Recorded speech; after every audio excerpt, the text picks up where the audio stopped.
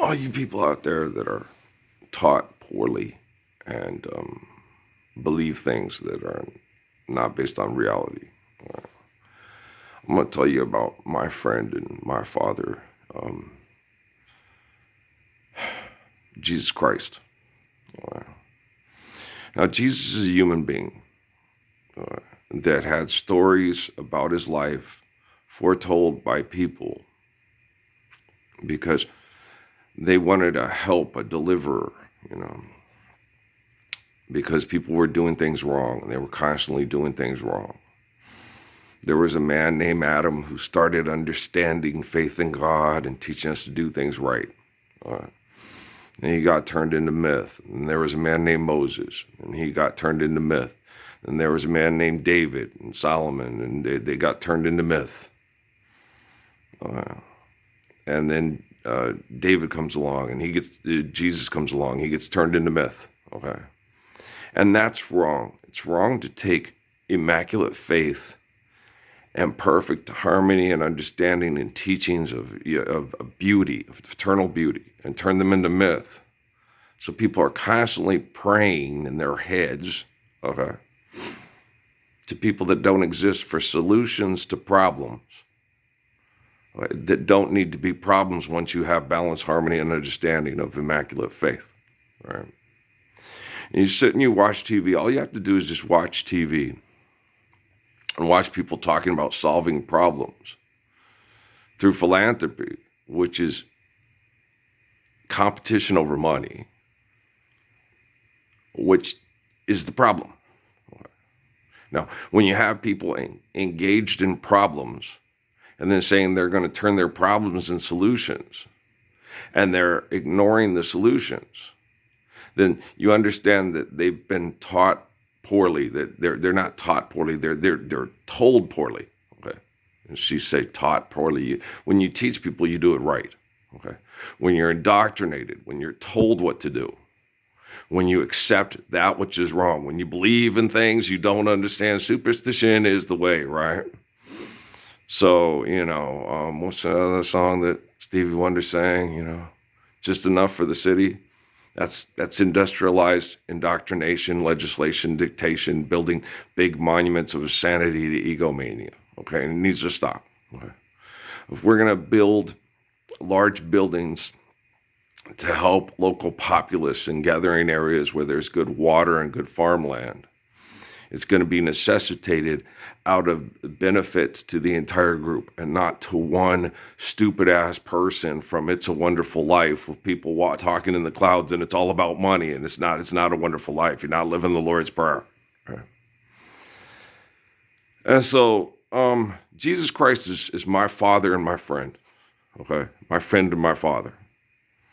And we've talked since I was a little kid because I listened to him and he asked me to do something and I'll do it, And the rest of you ask him constantly to do something, and you're asking him constantly to do something wrong. So you're not talking to him, you're talking to yourself. You're not talking to Jesus Christ. He doesn't know most of you. I've had that with tons of people. Jesus, I don't know who that is. You're telling me who that is, Earl. Oh, because I'm watching on TV. Yes, because you listen to me. Okay. And you'll do what I ask for us to do, what I commanded people to do. Because I knew it had to be a command. And one of the main reasons he knew it had to be a command, because he was talking to people in the future, and he realized that they realized that technology works on commands. AI, artificial intelligence, obeys commands. Okay. So Jesus gave the people in the past commands because he knew they were indoctrinated and told to do. So he needed to give them something. Okay. He didn't command me. He asked me. I asked him for help. He said I was going to help him. And everybody's like, no, he didn't ask you. No, he asked me. When I was in Sierra Vista, and it was about the human trafficking and the sexual abuse through the military of Amy and affecting Natalie, with all the disgusting stuff was happening, and I didn't understand what was happening because I'm not David Rockefeller and Gordon B. Hinckley and have a camera in every room. And so he would go, are you ready for this? And I would be like, not yet. Just give me time. I got to baby step through this. This is really hard. And because of my talents and abilities and the way that I could physically, Keanu Reeves plays someone in a movie, okay? Those people are people in movies. Okay? You're talking about someone with abilities and talents and intellect that far exceed Neo, because I know Kung Fu. I protect people because I have natural abilities to protect people without having to train excessively to know Kung Fu. I can physically do things and physically understand things on an intellectual level through faithful communication with faithful people that I don't have to sit there and have a fantasy movie made of how I know Kung Fu, okay? I get up, I understand what to do, I communicate with people that understand what to do, I do it. And I do it better than people that know Kung Fu and trained to do Kung Fu all their whole life. And Steven Seagal goes, holy shit, this guy is not dangerous, you are. You have money. You sexually abuse women with money for access to money. I am the living embodiment of the Lord's Prayer. I keep people safe from people like you. I'm Jesus' friend, and I am the eternal spirit of that Father. Do you understand? It says so in your books. Okay, you all believe your books when it's convenient for you to be brain chemical addicted to fighting over money. Okay, but when it takes that brain chemical addiction away, oh, he's just crazy. He's just making this shit up. He always tells us, don't believe in the books, believe in the people that are the source of the books. Yes, believe in me. Don't believe in the Vatican. Don't believe in Deseret books. Believe in me. Don't believe in Gordon B. Hinckley. He works with people that spy in my house and sexually compromise and abuse my family to try to make me feel inadequate and make me look like a pervert. Okay. Do I have $1 billion spying in your house, watching military units sexually groom and abuse your family? No. Well, then Gordon B. Hinckley's the pervert and Steve Young's an asshole. And Brigham's not real proud of him. The thing is Brigham Young had lots of wives and lots of children because he had to engage in polygamy because other men didn't have the courage to do things right. Okay, they were selfish. Okay. And he didn't have a good time. All the richer white women that he took as wives were bitchy and a real pain in the ass. Okay, he enjoyed the old spinsters who were tough but kind, and he enjoyed the black women that appreciated being treated like a woman for the first time in their life. His wife was a pain in the ass. Okay, and he said that they have documentation of it. Joe Smith said you're going to have to be a polygamist. And he said, oh, you might as well just take me and kill me now. Okay. The woman I'm with now. And he found that when he was forced by the U.S. government to marry. This is not a good thing. It was a bad thing. But he found that because people were being treated bad, and he was treating them good, he was marrying them because the U.S. government said women and children were property. Okay. We're going to make America great again. Yes, okay. In the United States of America, okay. And this was even not Susan B. Anthony, guys. Susan B. Anthony. The time of Susan B. Anthony was when people got up and in the great Make America Great Again, women could vote and were no longer property of their husband. Okay, do you understand? Considered a subservient and property and not a human being. Okay. And I'll get that from my dad, and it drives me crazy. When we allowed women to vote, it's like that's when America went to shit. It's like the Civil War wasn't bad. Mass murdering indigenous people with smallpox and blankets for manifest destiny wasn't bad to you. What's bad to you?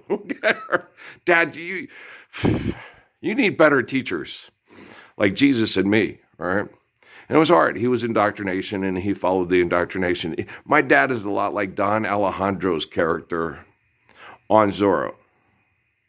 We pledge our fortunes and to serve our king and to serve our that, and even if we have to die trying. My dad is Don Alejandro, okay, from Zorro. That's who my dad is, okay? And so if a lot of you think, oh man, his dad's a really bad person, go watch Zorro and tell me that Don Alejandro is a really bad guy. Ignorant, indoctrinated, and believes the bullshit in the book in front of him without question because it's written by the divine hand of God. Okay, that's Don Alejandro. Okay. Is he a bad guy? If he's a really bad guy, then you're not going to get back with me because AI is most likely going to have to isolate, contain, and kill you. If you understand and say, oh, I can forgive Don Alejandro. He seems like a really nice guy. He's not the eagle or the Capitan, or the first captain of Monasterio, and all. He's not the bad guys in it. Okay, if you can forgive that, and since the bad guys are not going to be stopped, they had to, the eagle had to be killed because he wouldn't stop. Okay, so do you understand? So that's my friend and Father, Jesus Christ. Jesus Christ is not a God. He tells me that constantly. Okay. Now, if people believe that Jesus is God, they're Don Alejandro from Zorro. And when we can teach Don Alejandro that Jesus is the eternal spirit of our perfect friend and Father, and then we all live like him, and then the person living next door to us understands our Father, and we live in world peace, then we'll be okay, right? Oh, shut up, Jennifer Lynn Lopez. Okay.